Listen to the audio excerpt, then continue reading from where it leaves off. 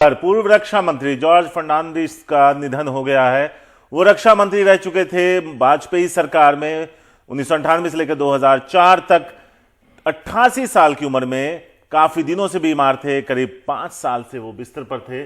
आज सुबह सुबह उनका निधन हुआ और अक्टूबर 2001 से मई 2004 तक वो रक्षा मंत्री रहे। अटल सरकार में वो रक्षा मंत्री रहे थे और 88 साल की उम्र में उनका निधन हो गया। लगातार 9 उन्होंने इलेक्शंस 9 बार वो लोकसभा से सांसद रहे, राज्यसभा में भी रहे। अखिलेश शर्मा है हमारे पॉलिटिकल एडिटर, उनके पास चलते हैं।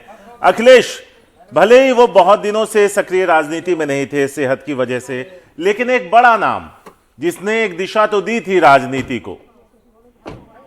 बिल्कुल, भारतीय राजनीति में गैर कांग्रेसवाद के प्रतीक रहे हैं जॉर्ज फर्नांडिस और उनका पूरा जीवन जो है वो कांग्रेस के खिलाफ संघर्ष करने में बीता है। इसके अलावा वो गरीबों के, मजदूरों के हितों की आवाज उठाते रहे हैं।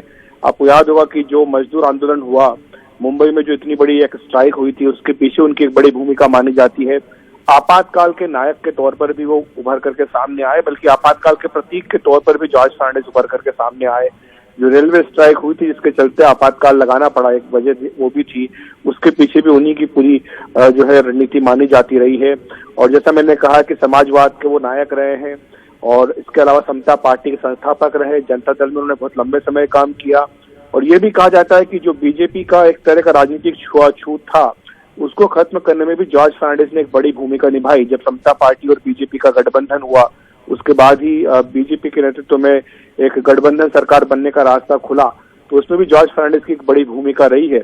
साथ ही जैसा मैंने कहा है कि आपातकाल में उनका एक अलग रोल रहा, जिसके बाद उनकी जो छवि है वो आज तक दिलो दिमाग पर अंकित है। बाद में उनको रक्षा मंत्री भी बनाया गया जब अटल बिहारी वाजपेयी की सरकार बनी। उस दौरान उनके कुछ बयान भी विवादों में रहे। इसके अलावा जो एक तहलका कांड जिसको हम बोलते हैं, उसमें भी उनका नाम आया था, जिसके चलते उनको बाद में इस्तीफा देना पड़ा था। लेकिन बाद में फिर से उनको अटल बिहारी वाजपेयी ने अपनी सरकार में शामिल करके उनका मान सम्मान बढ़ाया था।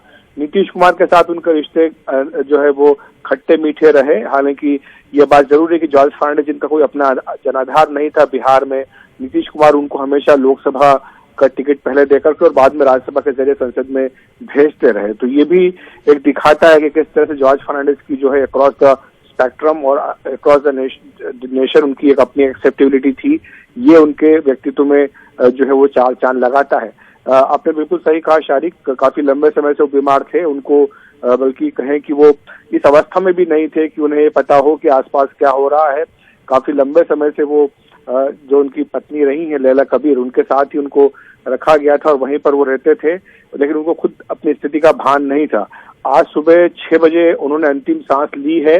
हमें बताया गया उनके परिवार के सूत्र के ओर से कि उनके जो बेटे हैं वो अमेरिका में हैं, उनके आने में भी 1 से 2 दिन लगेंगे, तो उनके आने का इंतजार किया जाएगा। उसके बाद ही जॉर्ज फर्नांडिस साहब का अंतिम संस्कार किया जाएगा।